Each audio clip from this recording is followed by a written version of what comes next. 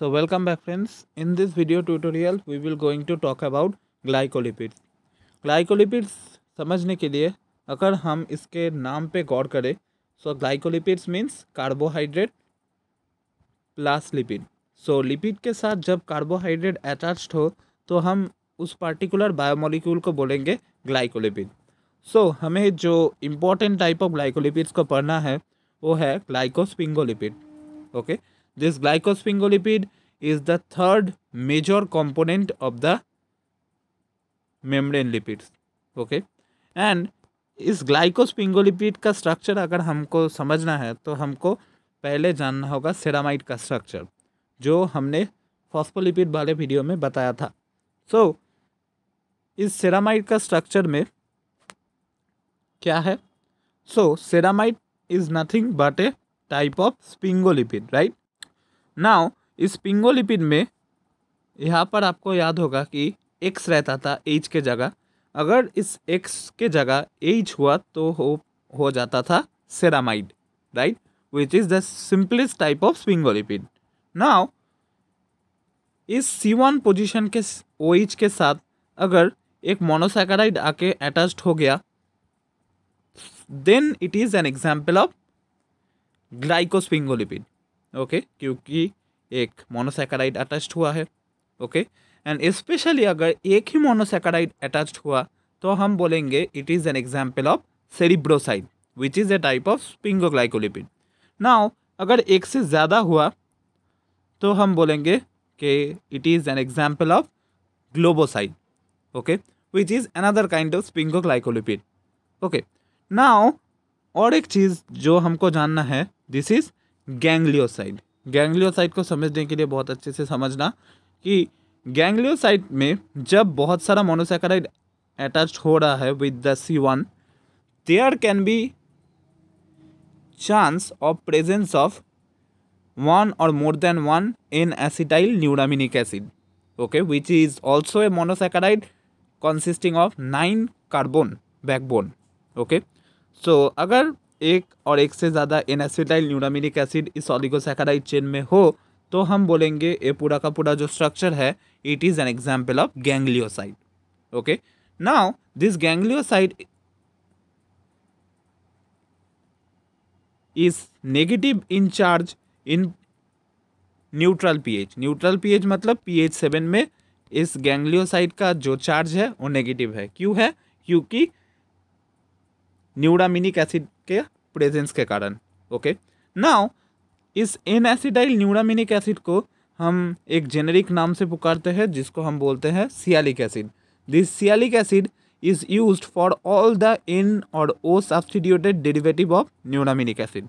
Okay, so this is the idea of ganglioside and we have until now discovered 60 different type of ganglioside and हम इस 60 different type of ganglioside को कई सारे series में divide करते हैं. For example GM series. GM series में वो सब गैंग्लियोसाइड्स आते हैं जहाँ पर जो ओलिगोसैकेराइड्स का चेन C1 पोजीशन के साथ अटैच्ड है उसमें एक ही सियालिक एसिड रहता है. सियालिक एसिड मतलब N-acetyl neuraminic acid. Okay, and GD series होता है अनदर एग्जाम्पल जहाँ पर ये जो ओलिगोसैकेराइड चेन है उस ओलिगोसैकेराइड चेन में 2 सियालिक एसिड मौजूद होता है. ओके, एंड ऐसे करके चलता रहता है बहुत सारा सीरीज. फॉर एग्जाम्पल आपने एक चीज़ का नाम सुना होगा ganglioside GM2 receptor, right. Cholera का वीडियो अगर आपने देखा होगा कॉलेरा टॉक्सिन कैसे काम करता है वहाँ पर आपने इस भाई साहब का नाम सुना होगा गैंग्लियोसाइड GM2. सो इस GM2 का मतलब that particular type of ganglioside contains one sialic acid in its oligosaccharide chain. That is the idea. Okay, so this is the concept of ganglioside and ganglioside का नॉर्मल केस में काम क्या है वो until now unknown है. And ए है हमारा structure N-acetyl neuraminic acid. आप लोग देख पा रहे होंगे it is consisting of 9 carbon containing backbone. So now अब हम लोग बात करेंगे some inherited metabolic disorder due to accumulation of sphingolipid, that is both sphingophospholipid and स्पिंगोग्लाइकोलिपिड।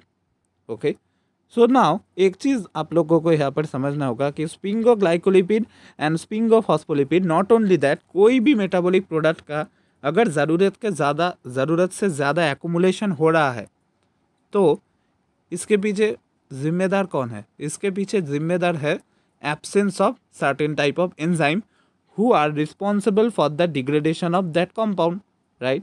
अगर इसको तोड़ने का एंजाइम मौजूद ना हो तभी तो there is a chance that there is a over accumulation of that particular compound, right. So that ultimately facilitates various kind of inherited metabolic disorder. सो हम लोग दो एग्जाम्पल को याद रखेंगे, one for sphingoglycolipid, another for sphingomyelin.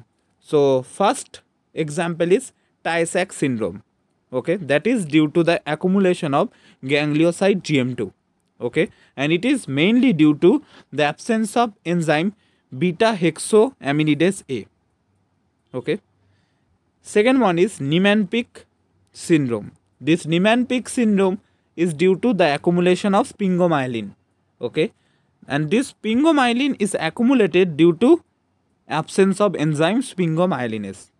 So एक example आपके लिए sphingoglycolipid से, that is Tay-Sachs syndrome, that is due to the ganglioside GM2 over accumulation, and another one is Niemann-Pick syndrome, ये है आपके लिए sphingolipid से और sphingophospholipid से.